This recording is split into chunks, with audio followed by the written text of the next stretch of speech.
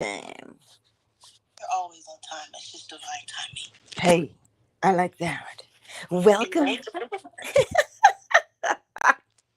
Yes. Welcome, everybody. We are live on this glorious Tuesday. Somebody asked me, Angela, why are you so negative?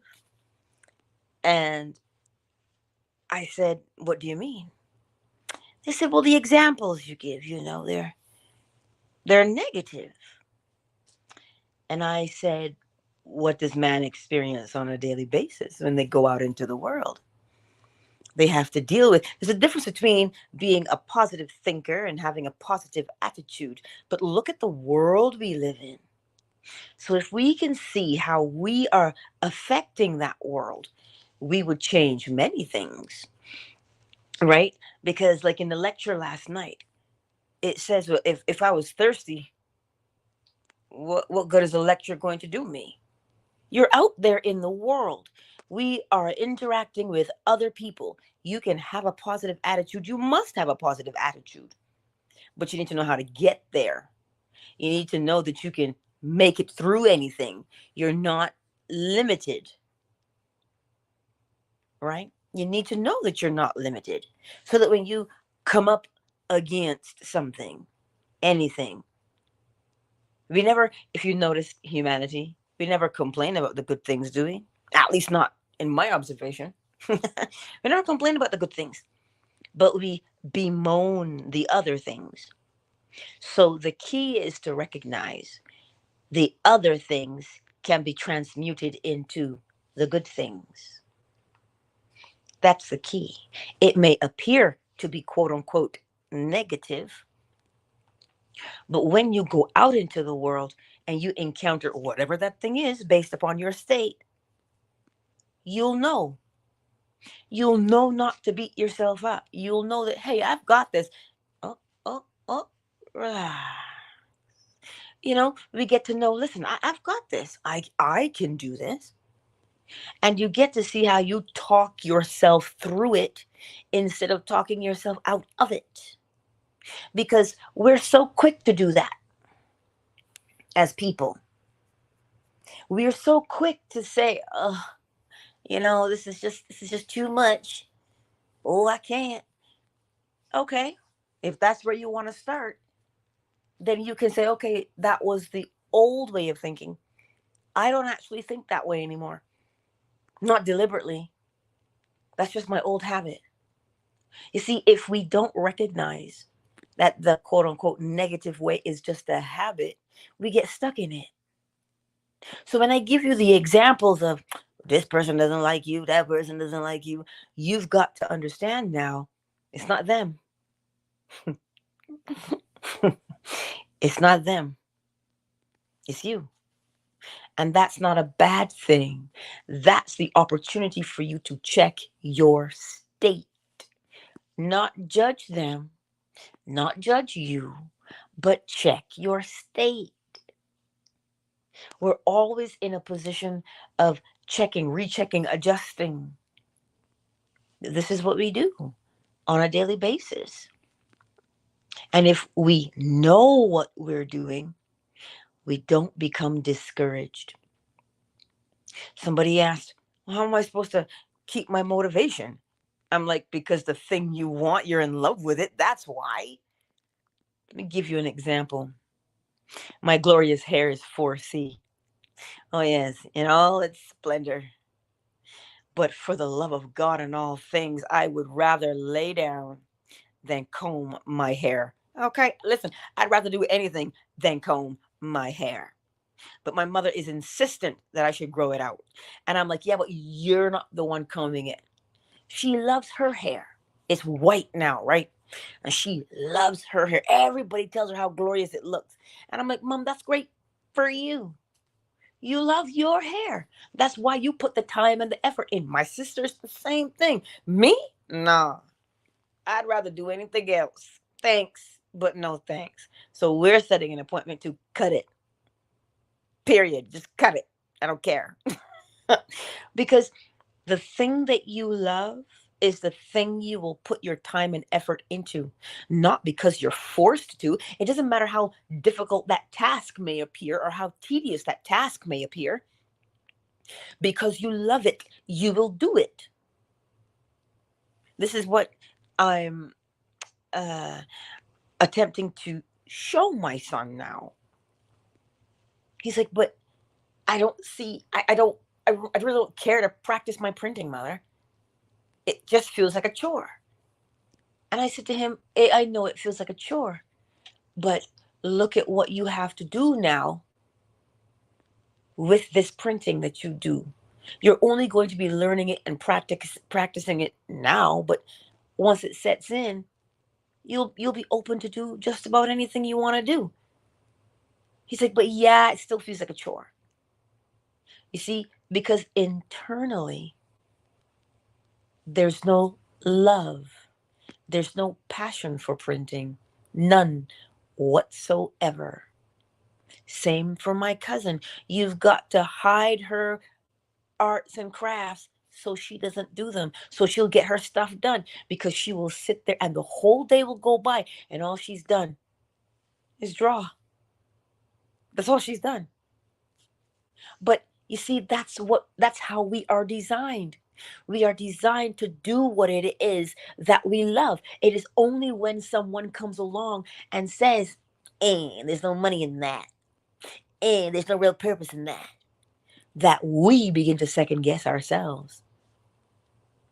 So if you can grasp that they're only saying it because they care, right? They're in a state, yes? So they're just saying it. But you do not lose your passion for what it is that comes naturally to you. You must maintain it because it is what will give you the drive to get up and out into the world. This is why you hear people say, I'm looking for my purpose, looking for it. You think it's loose change? No, it's not loose change.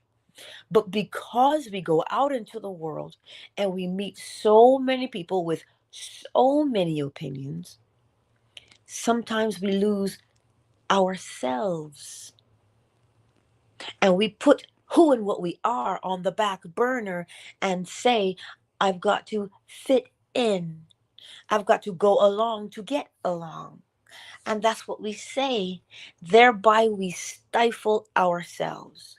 Then we get up when we don't do what it is that we are so passionate about. When we get up, let me tell you something.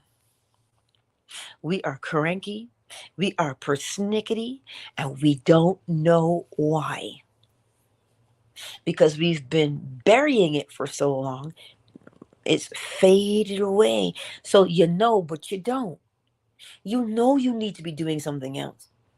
You know there's something that just fires you up and ignites you every day. But you don't do it because we're concerned with, well, how am I supposed to do it?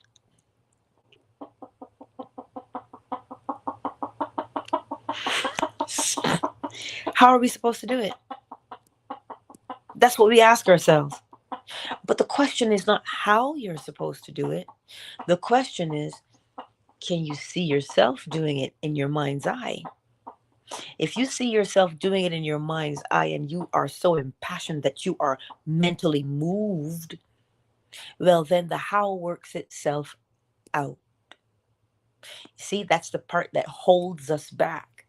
We want to know how. And because we are so caught up in knowing how, we don't do.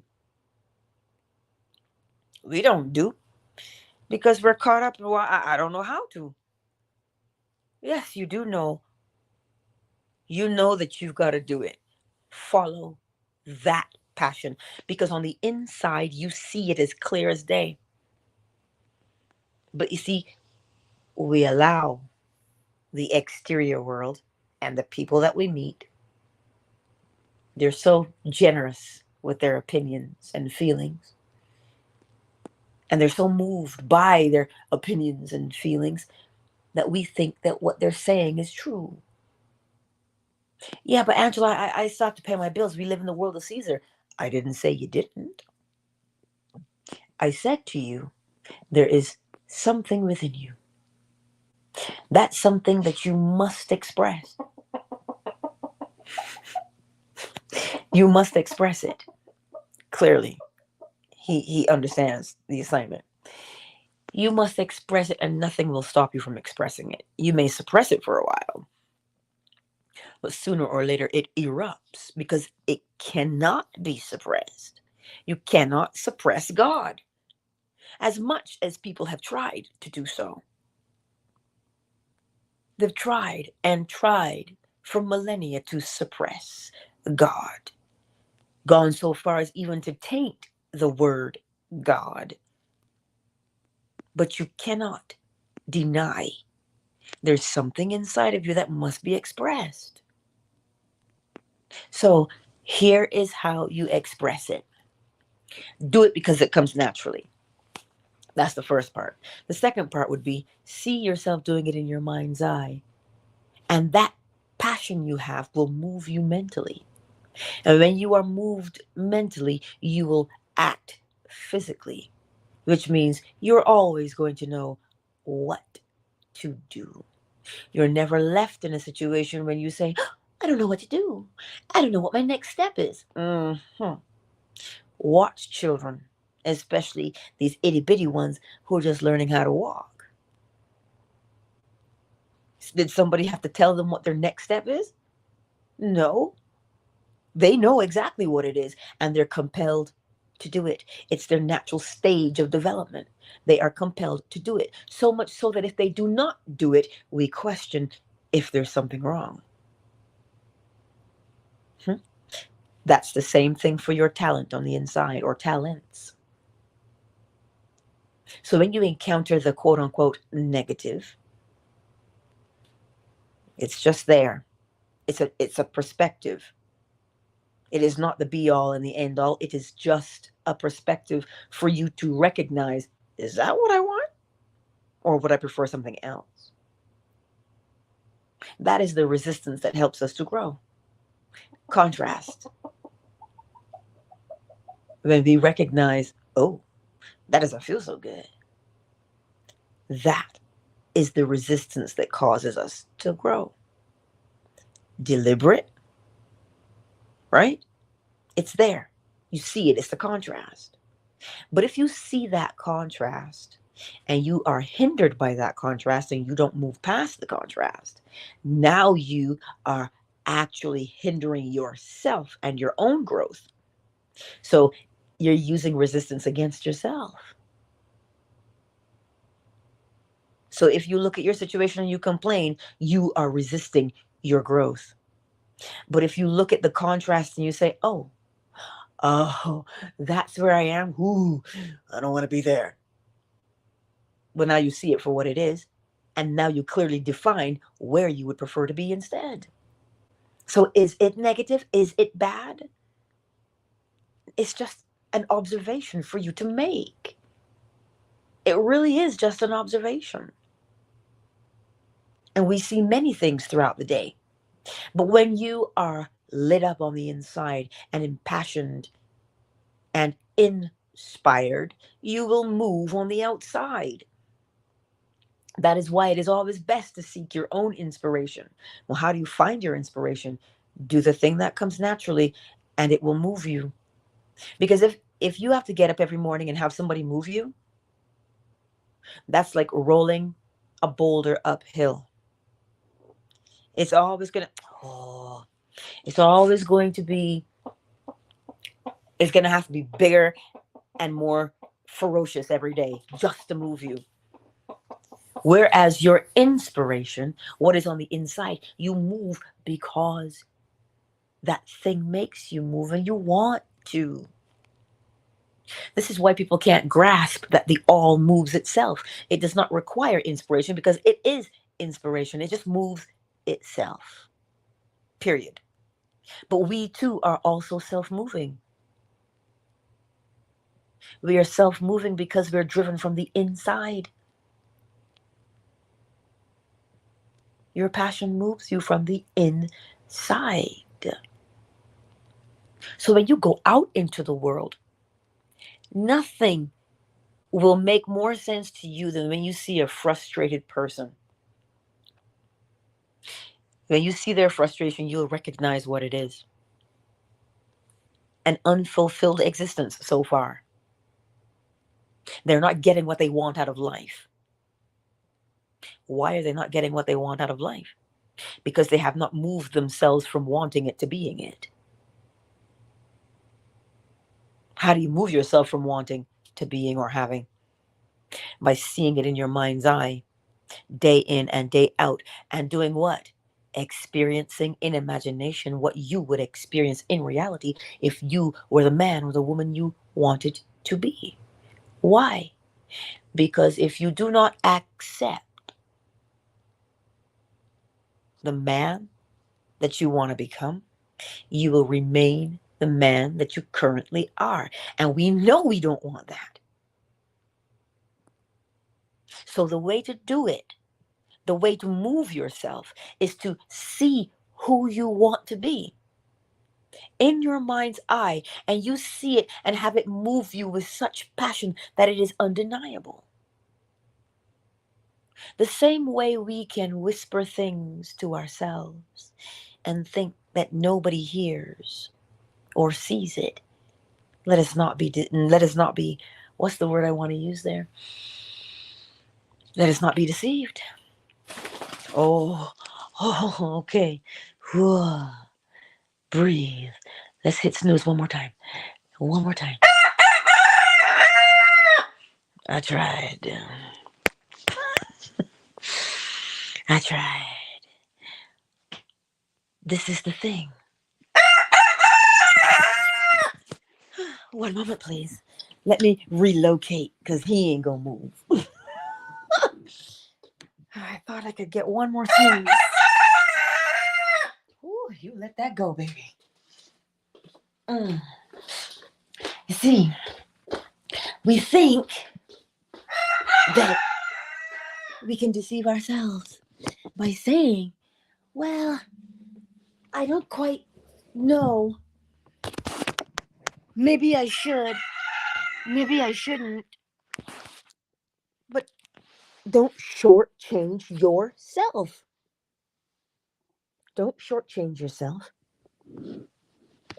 That's what we end up doing on a daily basis when we don't allow ourselves to do what comes naturally. We don't have to force things.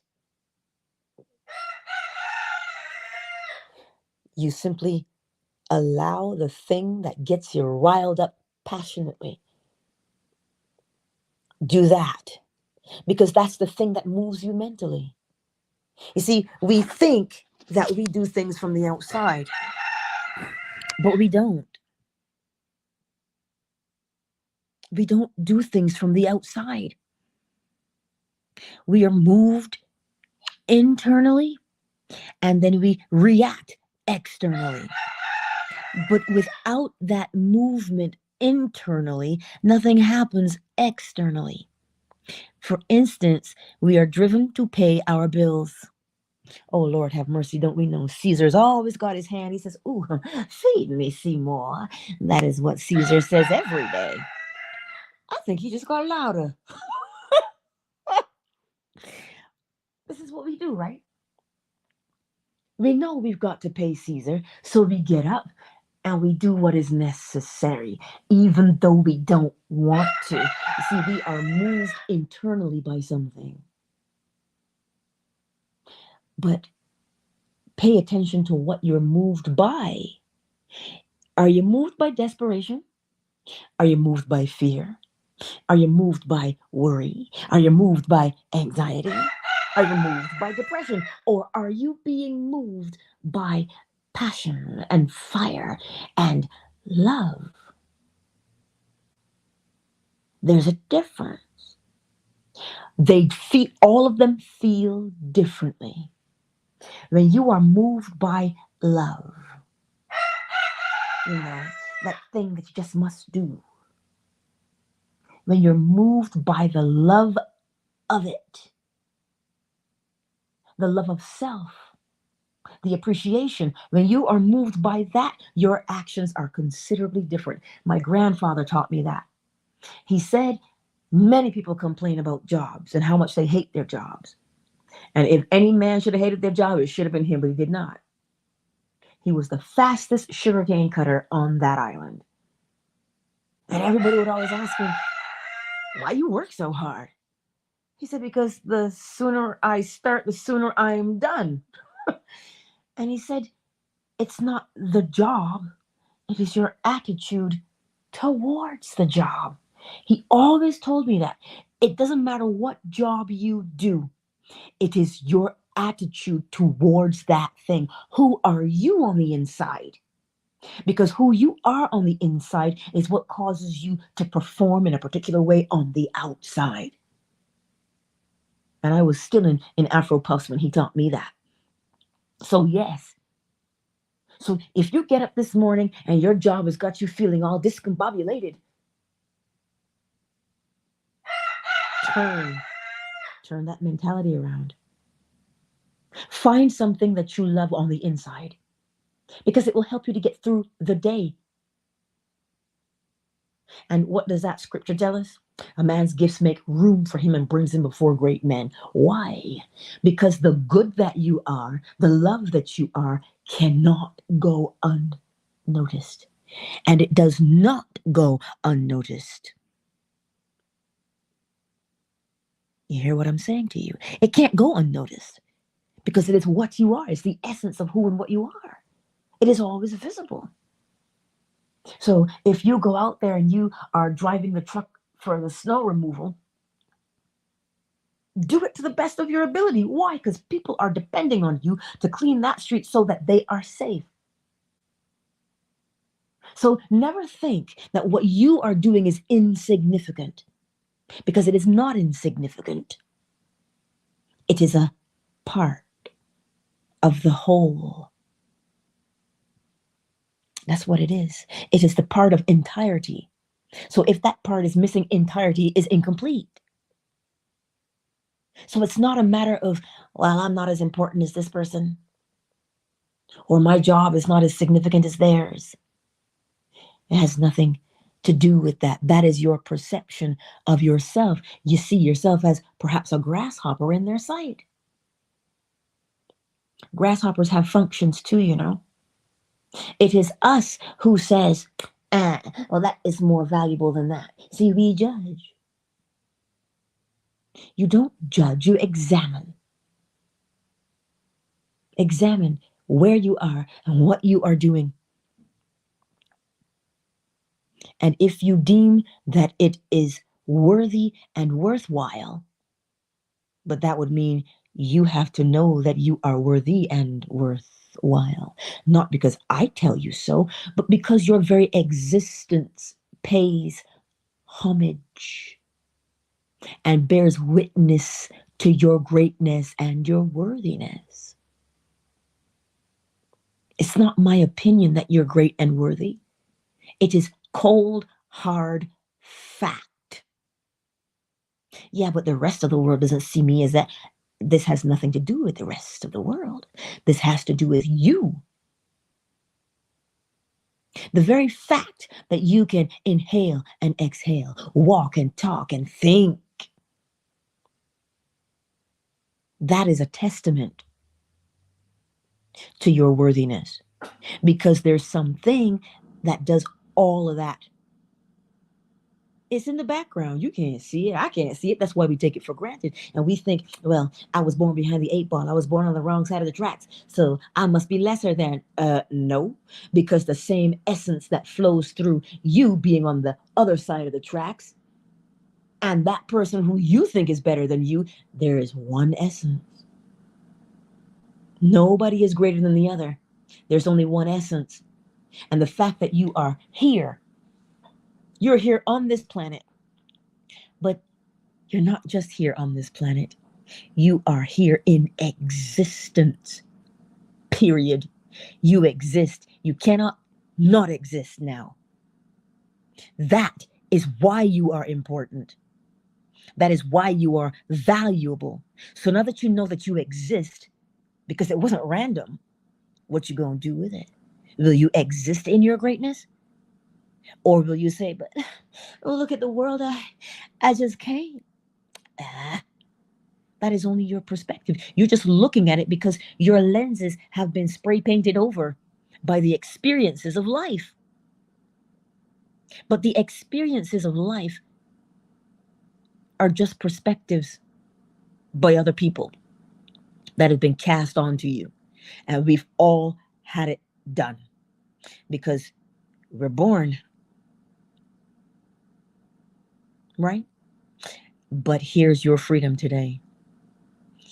You don't have to remain in a state that you deem undesirable. If you know what you want, that is water. Now, if you apply this step, experience in imagination what you would experience in reality if you were the man or the woman you wanted to be. That's why I say to you, how would you drink your coffee? How would you drink your tea? How would you walk out of your house? How would you walk out of your building? How would you greet people in the morning? Hmm? How would you walk the dog? All of that would be different, would it not? Same activity, but a different attitude performing the activity. So, how would that be? So, experience that newness in imagination because it has to flow from the inside to the outside. You have to give it shape. And when you give it shape by way of your imagination, Dr. Joe Dispenza, because he's a scientist, he tells you how it physically happens inside your body. He says when you change your neural pathways by having new thoughts persistently, you have to have those new experiences. New pathway, new life. Dr. Bruce Lipton will tell you the exact same thing. He did it with cells in a petri dish. He says it's the environment that the cells live in. Where do cells live? In your body. So your environment is, what are you telling them? How are you speaking to yourself? If you are disparaging to yourself, what do you think the body behaves like? It will drag itself throughout the day. So you see, what I say to you by way of law, they are saying to you by way of the evidence of the law. Because we think the law is so somehow far removed, when in actuality it is not. If you observe, you will know exactly how to apply. And it always is going to begin with the way you speak to yourself. And the way you speak to yourself is wholly dependent upon the way you feel about yourself. This is why you can't lie to you. You can't lie to yourself. Well, we try. Oh, you got to give us points for trying. So, how do you tell yourself the truth? You tell yourself the truth because we can all imagine, can't we? Imagine. Yes, we can. Experience in imagination. What would it be like if? All of us know how to do that. And the minute you engage with that, you change your perspective. And a neuron begins to fire differently. And the more you do it, the more the neurons fire in that same fashion. And the more they fire in that same fashion, they lay down a new pathway now that you are moved by so that you can react physically to it. The science is sound because it follows law. But we like to see the evidence, don't we? But we have to persist. You don't just think great for 2 days when you've been thinking shitty thoughts for 8 years. This is why the passion for your change, the passion in the acceptance of your greatness will fuel you to keep you focused on your impending change for better. Some people say, well, I'm just going to think positive because I want this thing. No, you don't think positive because you want something. You think positive because you'll have a better life, period. But we are so, what's the word? Goal oriented, reward oriented. We don't want to act unless there's something in it for us. When the greatest thing is that you are the something in it. So act according to that, not because of the thing you're going to get on the outside. There's no greater thing than you. Let's take a moment, shall we, to welcome everyone into the space. Twitter is replay today. YouTube and Facebook, who's here? Mozinga. The better man one is here. A not. And for the others who've not made themselves known on YouTube and Facebook, I see you. Fan base who's here this morning. Judu is here. Miss Boricua is here. Hello, James. Get it, chick. Ali, I see you. Hey. Yeah. KZ, hey, Substance. Summer Rose, I see you. Shea Butter. Stephanie. Marquise. and Jeannie and Oracle Treehouse. I see you all. Thank you for being here on such a lovely day. It is a lovely day. See, he's quieted down now. He's on snooze. If I go back in there, he's going to crow again. So I will let him be. I'll go back in there when I close the rooms. But this morning, remember, you're not just great because you heard it through the grapevine, okay? You are great because you exist. There is no other qualifier than that. We see we can't get our heads around that part. What do you mean I exist and that's it? Because the power that powers everything.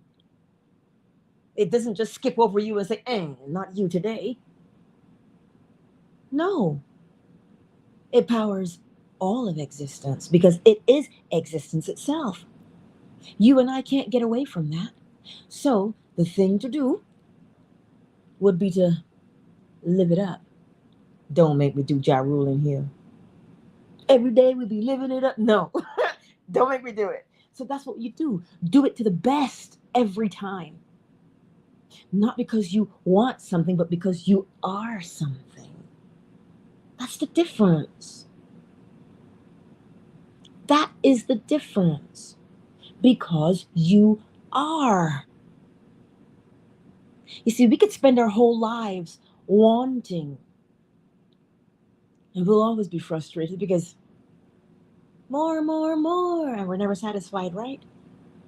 But you take yourself from wanting by accepting that you have because you are. And you will see yourself in your mind's eye in a completely different way. Because that is all we do. When you go to the tailor, okay, and you try on a new suit, you haven't purchased that suit yet, but when you try on that suit and it is banging, it is popping, it is on point, and you look at yourself in the mirror, oh, your attitude changes when you see how good you look. I promise you. I've put clothes on before. I've tried things on and said, oh, you look good in them jeans. But all that changed was the attitude. So that whether or not I bought those jeans is irrelevant. If I leave that place with that attitude, everything around me changes to match that attitude. And all you did was see yourself in a new way. That is what I'm trying to tell you. You cannot go outside and be that potter at the wheel and shape the clay. How are you going to shape it? You have to see an image first before you can shape the clay, which means you have to see your life first. How do you want it to be? You have to shape your life first before it can echo it back to you. And how do we shape our lives? We shape our lives by seeing what it would be if we were the man or the woman we wanted to be. And when you see it, Oh, you're fired up by that. You say, yeah, remember, it's that new hat. Perhaps it's a bowl of Dora.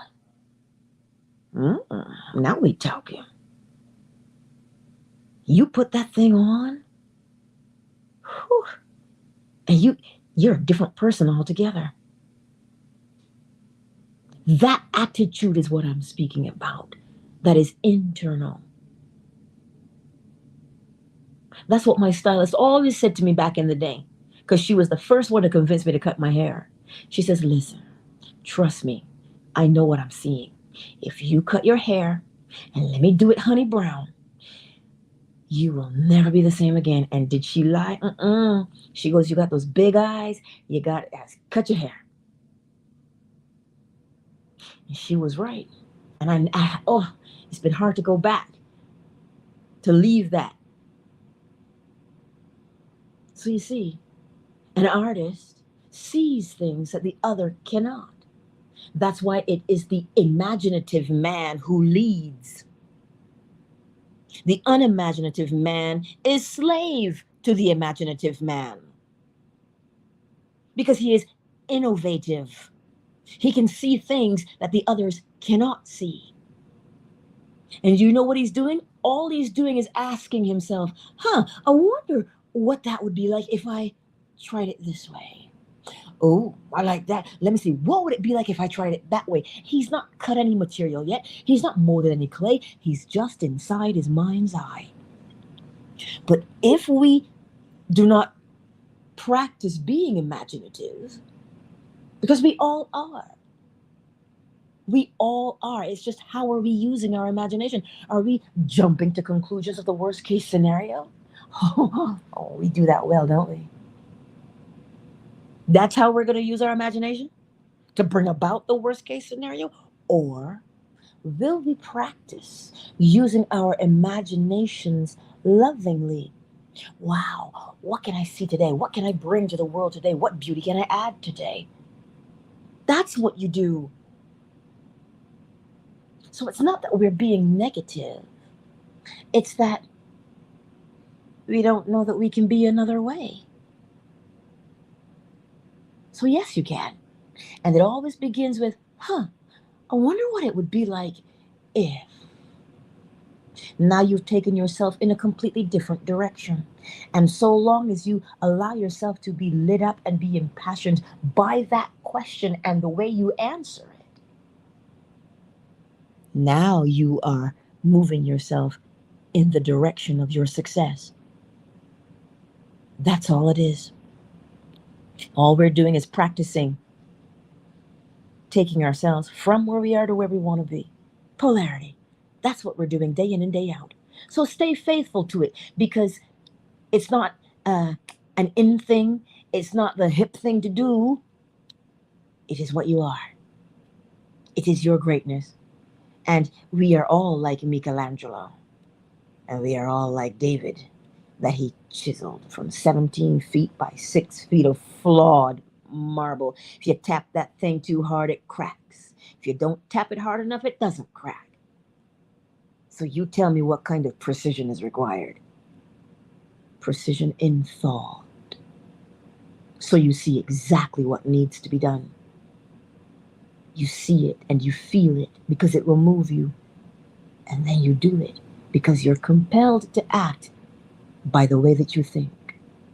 Now, as we play the bowl this morning, allow yourself, if you're not driving, allow yourself to ask that question, explore it.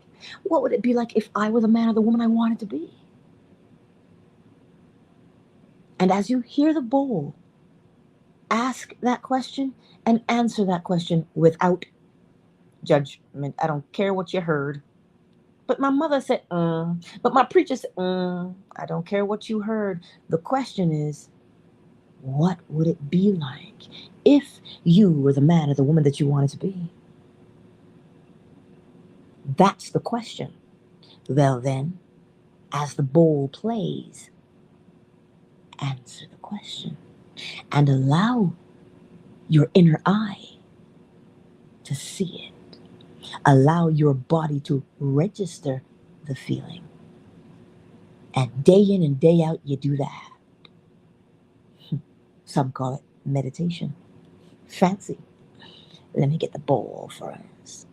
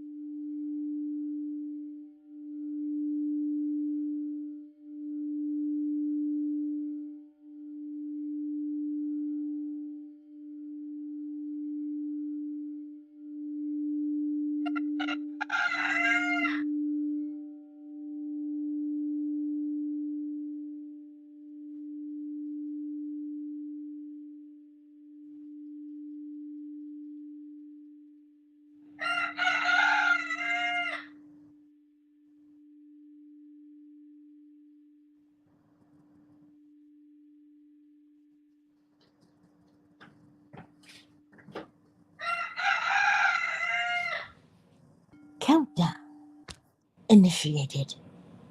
5, 4, 3, 2, 1.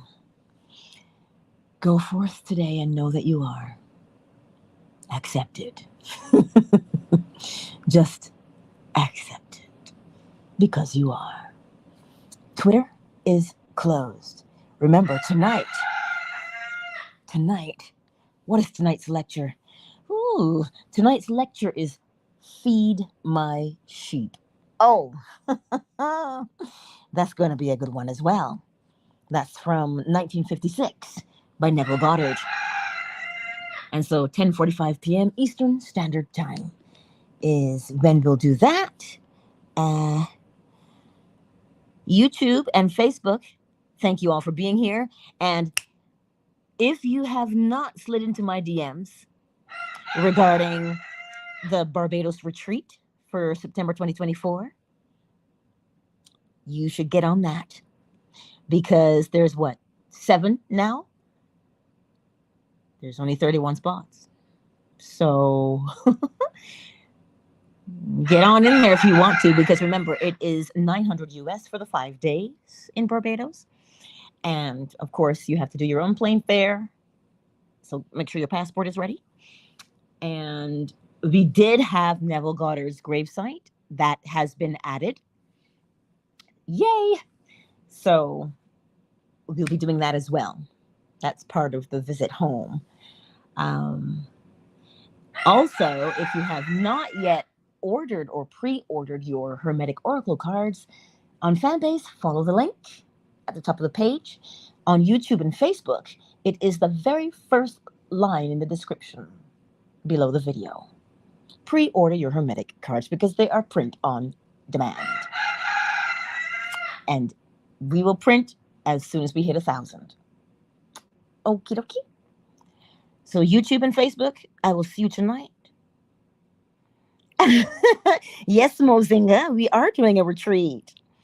Slide into my DMs, darling, and let me know. Let me know if you want to be a part of that. Yeah.